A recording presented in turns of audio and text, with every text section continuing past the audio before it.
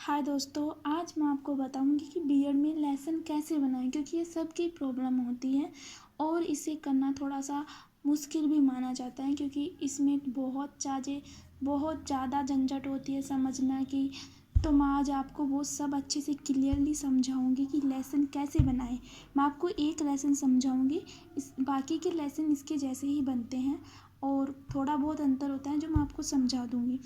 इसके अलावा लेसन सबसे ज़्यादा दैनिक पाठ योजना यानी कि डेली लेसन प्लान वाली डायरी में बनते हैं, बाकी को में तो एक दो इसमें 20 बनते हैं। तो मैं आपको बताऊंगी कि कैसे लेसन बनाने हैं, क्योंकि हर डायरी में सेम इसी तरीके से लेसन बनाने होते हैं। तो ठीक है, शुरू करते हैं। तो मैं अपनी एक डायरी में अच्छे से जिसमें बनाया मैं उससे बताती हूँ। तो सबसे पहले आपको ये पेज नहीं लेना है, आपको ये वाला पेज छोड़ देना है, चाहे कोई भी डायरी हो, ये वाला पेज छोड़ के आगे आना है। आपको जो बाएं दाएं तरफ दोनों पेज होते हैं उनसे स्टार्ट करना है, आमने सामने वाले पेजों से। ठीक है, यहाँ से सबसे पहले हमें लिखना होता है विद्यालय का नाम। आपने जिस भी विद्यालय में इंटर्नशिप की है उस विद्यालय का नाम लिखना होता है। फिर जस्ट नीचे छात्र या छात्रा अध्यापिका का नाम, आपका नाम लिखना होता है। आप लड़के हैं तो छात्र अध्यापिक और लड़की हैं तो छात्र अध्यापिका का नाम। फिर यहाँ पे आपके कॉलेज में जो रोल नंबर है आपका वो, फिर उसके जस्ट नीचे दिनांक, यानी कि आपने इंटर्नशिप में, जैसे कि मान लो आपने अपनी इंटर्नशिप 1 फरवरी से 28 फरवरी के बीच पूरी की है, क्योंकि मैं बता रही हूँ सेकेंड ईयर वाले बच्चों के भी ऐसे होते हैं तो उनका अलग होता है, 8 महीने का उनका 4 महीने होते हैं। तो आप अपने हिसाब से जो इंटर्नशिप में आप जितने दिन रहे, तो मान लो आपका पहला लेसन है तो आप पहली तारीख डाल लिए, दूसरे में दूसरी तारीख डाल लिया, तीसरे में 3, अब चौथी में आपका संडे है तो संडे को वाली तारीख को छोड़ के, जिसमें छुट्टियाँ हैं उस तारीख को छोड़ के आप नंबर वाइज से हर लेसन में से तारीख डाल सकते हैं। ठीक है, इसके अलावा आपको जस्ट इस साइड में आ जाना है, कक्षा आपकी जो क्लास है आपको वो लिखनी है। फिर उसके बाद में जस्ट उसके नीचे विषय है, आपने इस साल कौन सा विषय लिया है वो। फिर इस प्रकरण को एक बार छोड़ते हैं, इधर आते हैं, जस्ट इसे इधर आपको लिखना है तो कालांश, कोई भी कालांश लिख सकते हो आप। और ये समयावधि फिक्स होते हैं 45 मिनट, तो बिल्कुल आपको इसी तरीके से लिखना होता है। फिर यहाँ पे प्रकरण, आपको आपकी विषय में आपने जो टॉपिक लिया है बच्चों को समझाने के लिए, आपको उस प्रकरण के बारे में लिखना है। फिर उसके बाद में उसके जस्ट नीचे आपको लिखना होता है एक लाइन छोड़ के, सामान्य उद्देश्य। ये काम होता है कि आप कोई लेसन बना रहे हो तो बच्चों को पढ़ा रहे हो कोई लेसन, तो उसके पीछे आपके उद्देश्य क्या है, बच्चे क्या क्या सीखना चाहिए बच्चों को। तो जिसमें पहले लाइन आपको, जैसे कि जहाँ पे भौतिक विज्ञान हो आपको अपने विषय का नाम लिखना है, और जहाँ पे गुरुत्वाकर्षण बल, क्योंकि मेरा गुरुत्वाकर्षण बल मेरा टॉपिक है तो आपको अपने टॉपिक का नाम लिखना है। तो बिल्कुल सेम ऐसे ही लिखना है आपको। छात्रों को भौतिक विज्ञान विषय का अध्ययन कराना, दूसरा छात्रों में भौतिक विकास के साथ साथ काल्पनिक शक्ति उत्पन्न कराना, और तीसरा है छात्रों को गुरुत्वाकर्षण बल का अध्ययन कराना। अब आप समझ गए होंगे, आप बिल्कुल ऐसे कर सकते हैं, कोई गलती नहीं होगी, बस आपको अपने विषय और अपना टॉपिक बदलना है। आप जानते हो मेरा इस लेसन में टॉपिक गुरुत्वाकर्षण बल है और विषय भौतिक विज्ञान, तो बस आपको इन 2 चीज़ों को ही बदलना है। अब आते हैं इसके जस्ट नीचे आपको एक सारणी बनानी होती है। इस सारणी में आपको किसके बारे में लिखना होता है ये बता देती हूँ।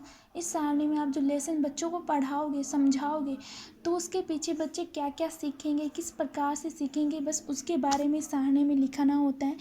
ये सारणी हिंदी वाले बच्चों की थोड़ी अलग बनती है तो वो ना देखें इस सारणी को, क्योंकि उनका थोड़ा सा अलग होता है, बाकी सबकी सेम होती है, चाहे वो हिस्ट्री हो, साइंस हो, गणित हो, कोई भी हो, सबकी सेम होती है। तो सबसे पहले आपको इस तरीके से एक सारणी बना लेनी होती है। उसके बाद में यहाँ पे शैक्षिक उद्देश्य लिखने होते हैं और इधर अपेक्षित व्यवहारगत परिवर्तन लिखना होता है। अब इसमें 6 पॉइंट लिखने होते हैं, जिसमें से पहला पॉइंट है ज्ञानात्मक। हर पॉइंट में 2 टॉप पॉइंट होते हैं, जिसमें से फर्स्ट में आपको सेम ऐसे ही लिखना है, बस आपको मैंने अभी बताया गुरुत्वाकर्षण बल की जगह अपना प्रकरण का नाम और भौतिक विज्ञान की जगह अपनी विषय का नाम। तो मैं ऐसे पढ़ के बता देती हूँ, शायद आपको अच्छे से ना दिखे।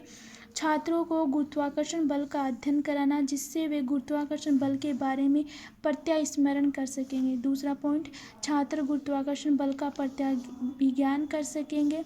अब दूसरा पॉइंट इसमें अवबोधात्मक, फिर इसमें से फर्स्ट पॉइंट, छात्र गुरुत्वाकर्षण बल की व्याख्या कर सकेंगे। दूसरा पॉइंट, छात्र गुरुत्वाकर्षण बल की परस्पर तुलना कर सकेंगे।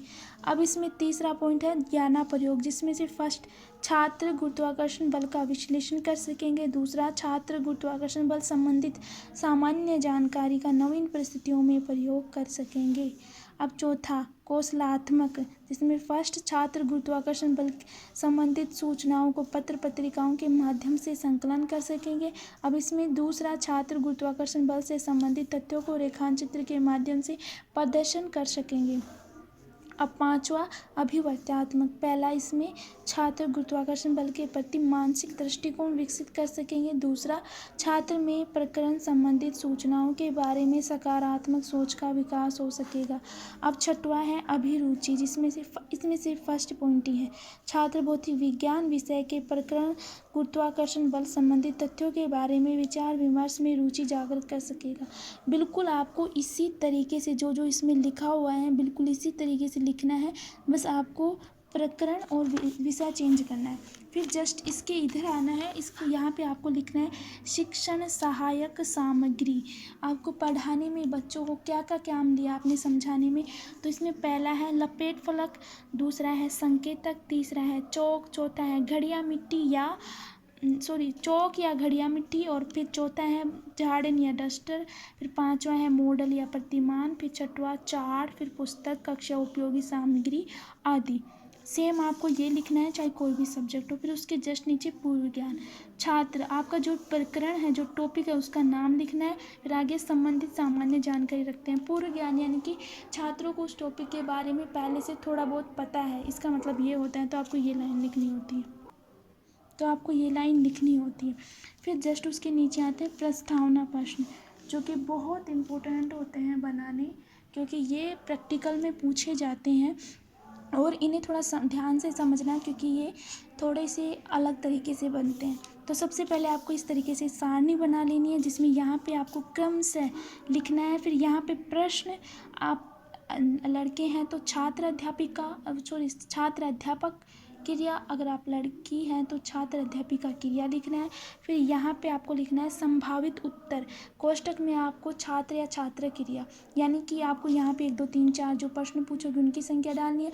आप यहाँ पे 5 प्रश्न पूछोगे और उनके जवाब क्लास में जो छात्र छात्रा होते हैं वो देते हैं।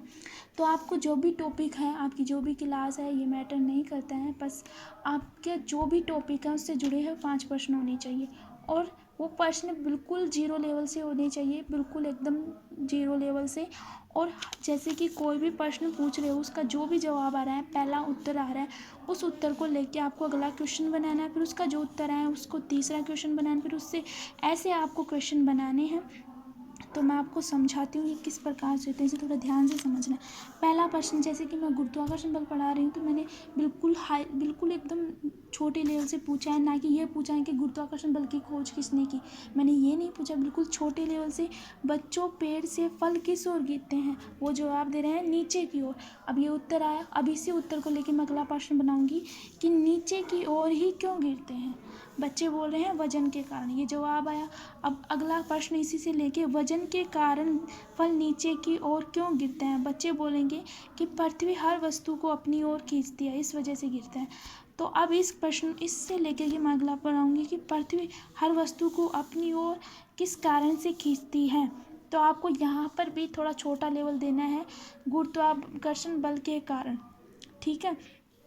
अब यहाँ पे गुरुत्वाकर्षण बल आ गया, अब मैं पूछूंगी गुरुत्वाकर्षण बल क्या होते हैं। फिर यहाँ पे समस्यात्मक, देखो आप जो टॉपिक पढ़ा रहे हो बच्चों को उसको थोड़ा बहुत पता है लेकिन सब कुछ नहीं पता, तो आपको डायरेक्ट यहाँ पे 5वें क्वेश्चन में पूछना है उस टॉपिक, चौथे के जो आंसर है उसमें वो टॉपिक आना चाहिए और उस टॉपिक को यहाँ पे प्रश्न करना है कि वो क्या होता है। फिर यहाँ पे आपको समस्यात्मक लिखना है, आप समस्या होगी तभी आगे आप बच्चों को समझाओगे। तो सेम ऐसे ही बनाने हैं आपको। 3 उत्तर तो बिल्कुल साधारण एकदम छोटे लेवल के, चौथे में थोड़ा सा हाई लेवल, थोड़ा हल्का हाई हो जाएगा, जिसमें से आपका प्रकरण आपका उत्तर हो जाएगा। फिर उसके बाद में 5वें में आपको प्रकरण से पूछना है कि क्या होता है, फिर आपका उत्तर आएगा समस्यात्मक, ये फिक्स है, समस्यात्मक आना चाहिए, ठीक है। आप 5 प्रश्न ऐसे बनाने हैं। फिर उसके बाद में आपको आता है उद्देश्य कथन। आपको उद्देश्य कथन होगा एक, जिसमें से आपको सेम ऐसे ही लिखना है। अच्छा, तो बच्चों आज हम आपका जो प्रकरण है उसके बारे में, तो ये प्रकरण का नाम आपका जो भी है के बारे में अध्ययन करेंगे। इस प्रकार से इस 2 पेजों का काम ऐसे होता है। अब अगले पेज की बारी।